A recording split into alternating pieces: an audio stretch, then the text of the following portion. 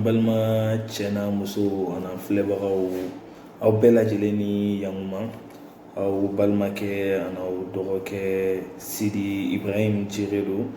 ni o ye association UJEM Union des Jeunes pour l'émergence du Mali au présent ye. Donc an bɛ ka nin video in kɛ hukumu kɔnɔna na o ye bana min kɛlen do k'i kun ɲɛsin an ka jamana ma ni o bɛ wele COVID-19 coronavirus. Donc depuis bana in kuma daminɛna donc an ye fɛn caman kɛ réseaux sociaux kan ka mɔgɔw sensibiliser et puis en même temps ka se ka jigi terrain kan ka mɔgɔw la faamuya u bɛ se k'u yɛrɛ tanga cogo min na fo ka n'a kɛ k'a fɔ ko bi ko bana in yɛrɛ nana ye an fɛ yen Mali kɔnɔ yan bi. Donc o hukumu kɔnɔna na an ko an b'a ɲɛfɔ an balima filɛbagaw bɛɛ lajɛlen ye ni bana min kun ɲɛsinnen filɛ nin an ma nin ye tantôt nin ye fɛn dɔ ye an kelen tɛ diɲɛ bɛɛ de don mais ko ni kɛlɛ wulila bɛɛ bɛ jɔrɔ i ta de la fɔlɔ. Donc anw bɛ se k'an yɛrɛ tanga k'an yɛrɛ kisi ka se ka nin bana in ka carili ka se ka o bali cogo di. Donc o tɛ se ka bali cogoya foyi wɛrɛ la ni anw maliyɛnw yɛrɛ ma kɛ discipliné. Il faut que consigne minnu bɛ ka di règle minnu bɛ ka fɔ précaution minnu bɛ ka fɔ k'an k'u ta il faut que an bɛɛ lajɛlen k'u matarafa parce que u matarafali an yɛrɛ kama dɔrɔn tɛ mais n'an y'a matarafa non seulement an b'an yɛrɛ kisi mais an ka denbayaw an denw an dɔgɔninw an faw an baw an ka mɔgɔkɔrɔbaw minnu exposé ka teli bana in na fo ka na se an ka jamana kɔnɔden bɛɛ ma an bɛ se ka kɛ sababu ye ka bɛɛ lajɛlen de kisi. Donc ni bana in kunbɛcogo wɛrɛ foyi wɛrɛ t'a la bibi na an bɛ yɔrɔ min na k'a fɔ ko nin fura sɔrɔla nin ye coronavirus fura ye. Fura caman bɛ k'a fɔ ni chloroquine ni fɛn wɛrɛ b'o la minnu bɛ se ka kɛ n'a ka juguyara mais k'a fɔ nin de yera nin y'a fura ye o ma fɔ bi mais mun de bɛ ka fɔ saniya kɛwale minnu bɛ se ka kɛ min b'a to bana in carili bɛ nɔgɔya k'a daminɛ tɛgɛ diba la ka b'o la ka na foliw la ani ka ɲɔgɔn minɛ ka ɲɔgɔn seere ani ka sɔgɔsɔgɔ jama cɛla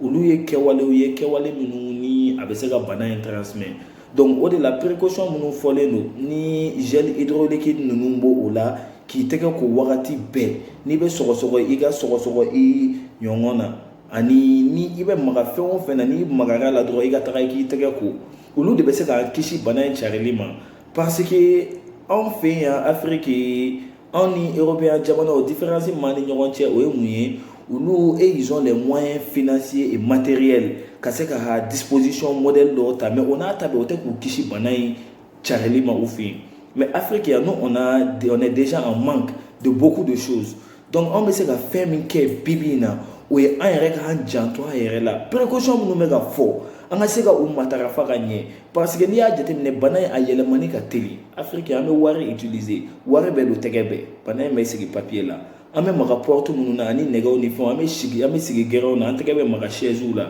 an bɛ thé min yɔrɔw la verrew bɛ kɛ il faut que an ka hakili to nin ko bɛɛ lajɛlen kelen kelen na parce que bana in bɛ se ka yɛlɛma nin bɛɛ fɛ mais min yɛrɛ ka wusa o bɛɛ o ye ni an tɛ kɛwale la kɛwale min wajibiyalen don an ma ni baara kɔnɔna tɛ ou bien dɔgɔtɔrɔso la taga ou bien fɛn dɔ an ka to so parce que n'i taara so o fana b'i kisi k'i exposer bana in ma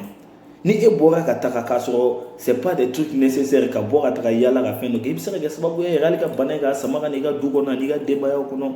donc n'an bɔra si c'est pas des besoins urgents an ka to so an ka yalaba nɛmɛ nin wagati in na bana in an bɛ se k'a fɔ wagati ko de don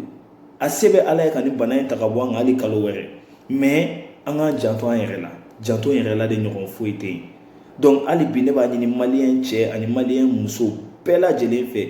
bɛɛ ka se ka nin kɛwale ninnu matarafa consigne minnu dilen don an ka autorité sanitaire fɛ ka se k'an yɛrɛ tanga n'an bɔra ka taga yɔrɔ dɔ la hali n'an bɔra ka taga kɛnɛma ka bɔ kɛnɛma dɔrɔn ka don ni safinɛ b'an bolo an ka safinɛ ta an k'an tɛgɛ ko k'a jɛ ni safinɛ yɛrɛ ma sɔrɔ an na gel minnu bɛ yen ni u bɔlen don n'a gel exemplaire dɔw filɛ nin ye a modèle caman bɛ yen an ka olu matarafa kojugu an k'u k'an tɛgɛ la parce que olu bɛ kɛ sababu ye ka microbe faga et puis ni min fana y'a dɔn k'a fɔ ko farigan b'i la ou bien kunkolo bɛ k'i dimi ou bien sɔgɔsɔgɔ b'i la ou bien fɛn dɔ a ka kan i ka wuli ka se autorité sanitaire mɔgɔw ma u ka i tester k'a lajɛ parce que ni o kɛra i la bana in don a tɛ o e t'o dɔn mais n'i seginna Ala kana kɛ ko o don e b'i sigi i ka denbaya min cɛla i teriw cɛla i balima minnu cɛla i bɛ se ka kɛ sababu ye k'a yɛlɛ yɛlɛma olu bɛɛ lajɛlen fɛ donc numéro vert in bɛ i bɛ se k'u wele sutura la i bɛ se ka wuli ka taga s'u ma donc an bɛ dugawu kɛ ala ka Mali ani Afrique ani diɲɛ jamana bɛɛ lajɛlen kisi ka bɔ ni bana in ma ala ka ni bana in kunsi ka bɔ a ma ala ka kɛnɛya di